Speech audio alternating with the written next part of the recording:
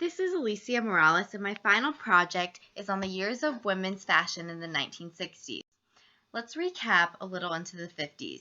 Fashion in the 50s was conservative and restrained, if you can't tell by the pictures on the far right. Marilyn Monroe was a fashion icon at the time, despite her sexual history.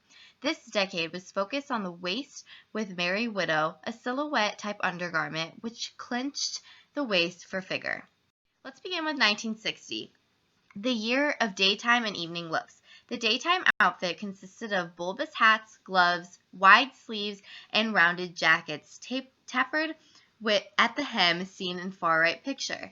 Evening was a slender look with long-waisted dresses with less emphasis on the waist. Dark colors such as wine, olive green, and plum were popular colors to wear. 1961 was known as the year of costumes. Women typically wore fancy outfits with their hair done.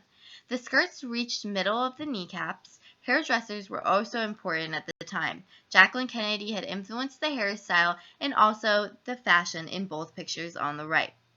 1962, the sleek and slender look year. Women looked at the widened shoulder look, but emphasis on the bosom.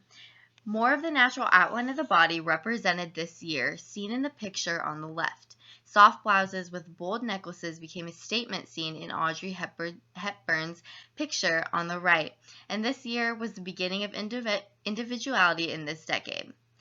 1963 was the year of the young look.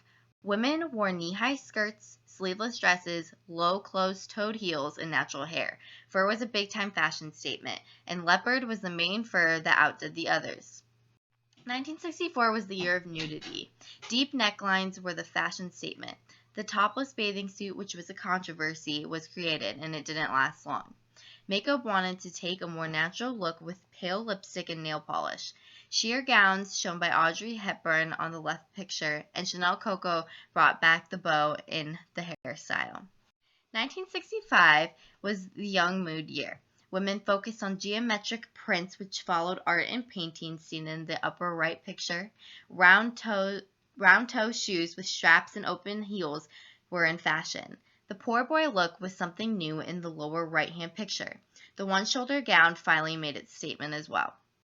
In 1966, it was the revolt against tradition. Women started wearing feminine suits seen in the middle and right picture. The military look with brass buttons, army pockets, etc. was making its debut, and mini skirts had to be the most popular seen in the left picture. 2 inches above the knee is what the girls wanted. 1967 was the year of the exposing legs. Women wore high boots with their short or long dresses seen in the left-hand picture. Hardware as accessories became a thing, such as zippers, clamps, and brass buttons, and much more. Twiggy displayed the fashion of this year and was an icon through this decade, seen on the right-hand picture. 1968 is the individualism year. Women created their own style by going to thrift stores and putting together outfits. You can see the pictures on the top and bottom right side of women with all different styles.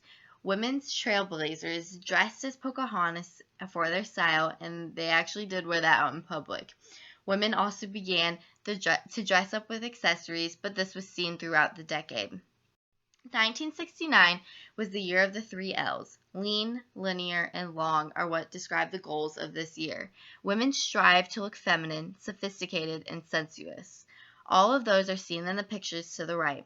Tie-dye and flare pants began their statements during this year, as flare pants made the women look taller. And also, 1969 represented the start of the unisex fashion terms. Overall, according to a Yale article, this decade was the pop or not decade, one with the most fashion change. It focused more on the legs and less on the bosom. Women conformed to fashion but formed their individuality at the same time, which sounds contradicting, but it's not. But of course, the sexuality of fashion in this decade was still concerning to society.